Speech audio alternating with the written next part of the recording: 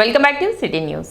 గుండె వ్యాధుల పట్ల ప్రజలు అప్రమత్తంగా ఉండాలని డాక్టర్ ఆశ్రిత తెలిపారు. ఛాతీ నొప్పి, చేయి లాగటం లేదా ఏదైనా గుండె నొప్పి అనుమానిత లక్షణాలు ఉంటే వైద్యులను సంప్రదించి వైద్య సేవలు ముందుగానే పొందడం ద్వారా ప్రాణాలను కాపాడుకోవచ్చన్నారు. ప్రస్తుత కాలంలో అత్యాధునిక సాంకేతిక పరిజ్ఞానంతో వైద్య సేవలు అందిస్తున్నట్లు ఆమె తెలిపారు. కిమ్స్ హాస్పిటల్ గుంటూరులో రేపు ఇనాగరేషన్ జరుగుతుందండి. ముఖ్యమంత్రి గారు ఇనాగరేట్ చేస్తున్నారు.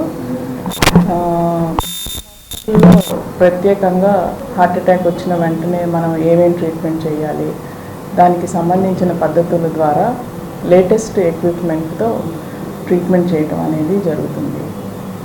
ఇంకా తెనాలికి సంబంధించినంత వరకు నేను పుట్టింది పెరిగింది తెనాలిలో కాబట్టి నేను తెనాలిలో ప్రతి మంగళవారం ఆశ్రిత క్లినిక్స్, లెక్చరర్స్ కాలనీ రోడ్లో ఉన్న ఆశ్రిత క్లినిక్స్లో ప్రతి మంగళవారం వస్తాను. క్లినిక్లో రెగ్యులర్గా ఈసీజీ తీయటానికి కానీ, మా పేషెంట్స్కి ఇంతకుముందు కానీ ఎవరికైనా చెస్ట్ పెయిన్, అనీజీనెస్, ఇలా హార్ట్ అటాక్ సిమ్టమ్స్ ఉంటే ఈసీజీ ఎంత ఎర్లీగా తీయించుకొని మనం త్వరగా ట్రీట్మెంట్ తీసుకుంటేనే వాళ్ళకి ట్రీట్మెంట్ అనేది కరెక్ట్గా మనం చేయగలుగుతాం. హార్ట్ అటాక్ వచ్చిన తర్వాత రెండో రోజుకో మూడో రోజుకో అది గ్యాస్ నొప్పి అనుకొని లేట్గా హాస్పిటల్కి రావటం వల్ల మనం చాలామందిని కోల్పోతున్నాం.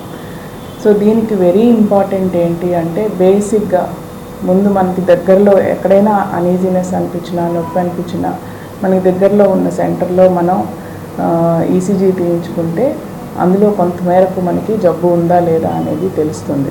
మనకి తీసిన తర్వాత ఈసీజీలో ప్రాబ్లం ఉంటే నాకు పద్ధతి ద్వారా నాకు పంపిస్తారు ఈసీజీ. అది చూసి ఏమైనా ప్రాబ్లం ఉంటే ఇక్కడే ట్రీట్మెంట్ చేయొచ్చా లేకపోతే ఏమైనా హాస్పిటల్కి రావాలా అనేది నేను చెప్తాను. ప్రభుత్వ ఆదేశాల మేరకు ప్రతి నెల 3వ శనివారం ప్రత్యేక శానిటేషన్ డ్రైవ్ నిర్వహిస్తున్నట్లు మున్సిపల్ కమిషనర్ బండి శేషన్న తెలిపారు. స్వర్ణాంధ్ర స్వచ్ఛాంధ్ర కార్యక్రమంలో భాగంగా ప్రతి నెల 3వ శనివారం శానిటేషన్ పనులకు కేటాయించాలన్న ప్రభుత్వ ఉత్తర్వుల మేరకు 15వ తేదీ శనివారం పట్టణంలో ప్రత్యేక పారిశుద్ధ్య కార్యక్రమాలు చేపడుతున్నట్లు తెలిపారు. ఒక్కో వారం ఒక్కో కార్యక్రమం చేపట్టడం జరుగుతుందని, ఇందులో భాగంగా ఇంటింటికి చెత్త సేకరణ, తడి చెత్త, పొడి చెత్త వేర్వేరుగా అందించే కార్యక్రమానికి శ్రీకారం చుట్టబోతున్నట్లు కమిషనర్ శేషన్న తెలిపారు. అదేవిధంగా రోడ్ల వెంబడి, డ్రైన్ల వెంబడి ఉన్న వ్యర్థాలను శుభ్రపరచనున్నట్లు వెల్లడించారు. పట్టణ సుందరీకరణలో భాగంగా చేపట్టనున్న ఈ కార్యక్రమాలకు ప్రజలు తమ వంతు తోడ్పాటు అందించాలని కోరారు. ప్రభుత్వం వారు ప్రతి నెల 3వ శనివారాన్ని శానిటేషన్ కోసం కేటాయించండి అనేసి గత 2 నెలల కిందట చెప్పారు. అందులో భాగంగానే ప్రతి నెల 3వ శనివారాన్ని శానిటేషన్ కోసం కేటాయించి పట్టణంలో ఉన్నటువంటి వివిధ వార్డులలో శానిటేషన్ కార్యక్రమాలు చేస్తున్నాం. ఈ నెల కూడా రేపు వచ్చేటువంటి 15న పట్టణంలో సోర్స్ లెవెల్లోనే అంటే ఇంటింటి చెత్త సేకరణ,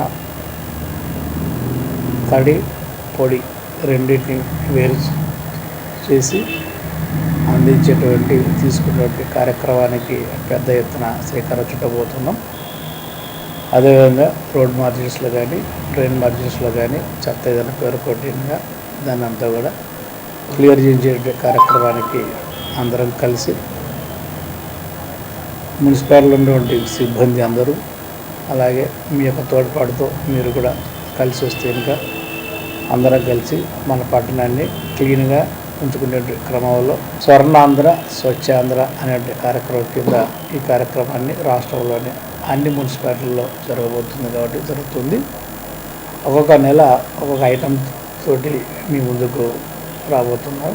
ఎక్కడైతే గార్బేజ్ ఉత్పత్తి అవుతుందో అక్కడే దాన్ని సపరేట్ చేసేసి తడి అలాగే పొడి, హజార్డస్ అని 3 రకాలుగా వేరు చేసి తీసుకున్నట్టు ఆ కార్యక్రమం జరుగుతుంది. కాబట్టి ప్రతి ఒక్కరు కూడా ఈ విషయాన్ని గమనించి మాకు సహకరించాల్సి ప్రతి ఒక్కరిని కోరుతున్నాం. ఎందుకంటే శుభ్రత ఉంటే కనుక ఆరోగ్యం ఉంటుంది కాబట్టి, ఆరోగ్యం ఉంటే కనుక అన్నీ మన దగ్గర ఉంటాయి కాబట్టి ఈ విషయాన్ని గమనించుకోవాలి.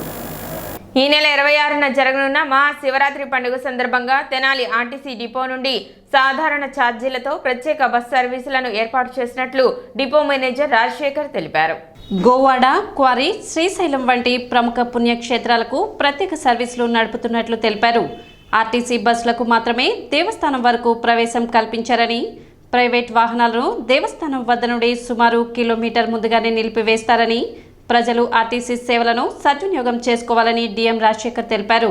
ఏపీఎస్ఆర్టీసీ తెనాలి డిపో నుండి శివరాత్రి సందర్భంగా మహాశివరాత్రి సందర్భంగా ఇది 26/2/2025న మన తెనాలి నుండి క్వారీకి మరియు తెనాలి నుండి గోవాడకి ప్రత్యేక బస్సులు సాధారణ ఛార్జీలతో నడపబడుతున్నాం. ఈ మహాశివరాత్రికి స్పెషల్ ఏంటంటే ఆర్టీసీ బస్సులకు మాత్రమే గుడి వరకు గౌరవ పోలీస్ డిపార్ట్మెంట్ కానీ ఎన్విరాన్మెంట్ డిపార్ట్మెంట్ కానీ పర్మిషన్ ఇవ్వటం జరిగింది. అదేవిధంగా మిగిలిన ప్రైవేటు వాహనాలకి 1 కిలోమీటర్ యువతల ఆపటం జరుగుతుంది. కాబట్టి ప్రయాణికులు చిన్నపిల్లలు కానీ వయసు పెద్దవాళ్ళు కానీ ఈ అవకాశాన్ని ఏపీఎస్ఆర్టీసీ తెనాలి డిపో కల్పిస్తుంది. కాబట్టి ఆర్టీసీ బస్సుల్లోనే ఎక్కి మరింత ఆర్టీసీని ఆదరించవలసిందిగా విజ్ఞప్తి చేస్తూ ఉన్నాం. అదేవిధంగా ఈ మధ్యకాలంలో తెనాలి గుంటూరు సర్వీసులు మనం కొత్తగా నాన్ స్టాప్ సర్వీసులు ఓపెన్ చేయడం జరిగింది. దానిలో భాగంగా ఆక్యుపెన్సీ రేషియో చాలా తక్కువగా ఉంది. కాబట్టి ఎంతో మనం కష్టపడి గౌరవ మంత్రి గారి సహకారంతో మనం కొత్తగా ప్రతి అరగంట ఒక నాన్ స్టాప్ బస్సుని తెనాలి నుండి ఏర్పాటు చేసుకోవడం జరిగింది. కానీ చేసుకున్నంత ఆదరణ ప్రజల్లో రాలేకపోతుంది. కాబట్టి ప్రజలు మరింతగా ఎడ్యుకేట్ అయ్యి ఈ ఎక్స్ప్రెస్ సర్వీస్ని ఆదరించి ఆ సర్వీస్ కనీసం 50-60 ఆక్యుపెన్సీ రేషియో నడిచే విధంగా అందరు సహకరించాలని విజ్ఞప్తి చేస్తూ ఉన్నాం. సమర్థ న్యాయకత్వం ఉంటేనే అభివృద్ధి సాధ్యమవుతుందని ముఖ్యమంత్రి చంద్రబాబు అన్నారు. వెలగపూడి సచివాలయంలో మంత్రులు, వివిధ కార్యదర్శులు సమావేశం నిర్వహించారు. గత 5 ఏళ్లలో జరిగిన విధ్వంసంతో రాష్ట్రం అన్ని విధాల వెనుకబడిందని సీఎం చంద్రబాబు పేర్కొన్నారు. వెలగపూడి సచివాలయంలో మంత్రులు, వివిధ శాఖల కార్యదర్శులతో సమావేశం నిర్వహించి పలు అంశాలపై అధికారులకు దిశానిర్దేశనం చేశారు. కూటమి ప్రభుత్వం అధికారంలోకి వచ్చాక ఒక్క సమస్యను అధిగమిస్తూ ముందుకెళ్తున్నట్లు తెలిపారు. ఫైళ్ల పరిశీలనలో వేగం పెంచి వచ్చిన సమస్యలపై త్వరగా నిర్ణయం తీసుకోవాలని సూచించారు. స్వర్ణాంధ్ర 2047 లక్ష్యాలను నిర్దేశించుకున్నామని, వాటిని సాధించేందుకు అధికారులు సమిష్టిగా కృషి చేయాల్సిన అవసరం ఉందని చంద్రబాబు తెలిపారు.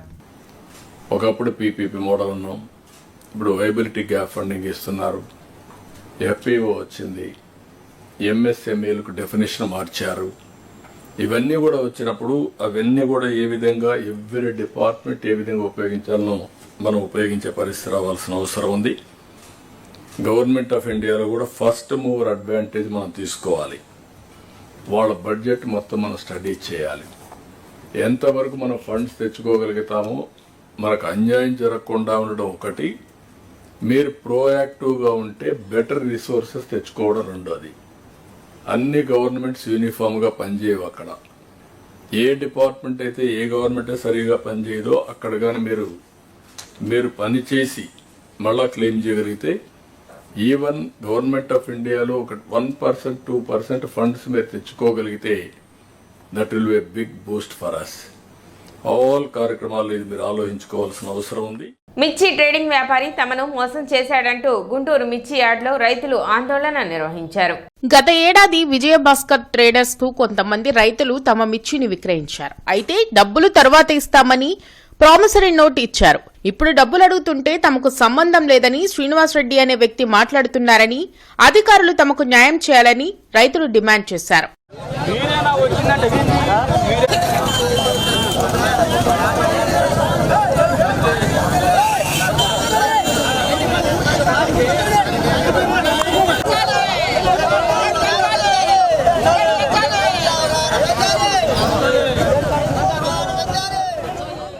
సిటీ న్యూస్ ముగించే ముందు ముఖ్యాంశాలు మరోసారి.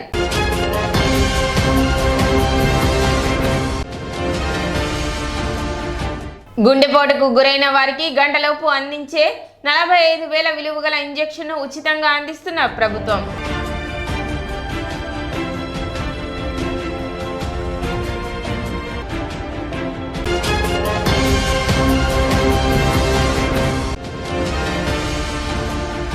ఆలపాటి మేకపాటి రాజేంద్ర ప్రసాద్ విజయాన్ని కాంక్షిస్తూ ముమ్మర ప్రచారాన్ని నిర్వహిస్తున్న మద్దతుదారులు.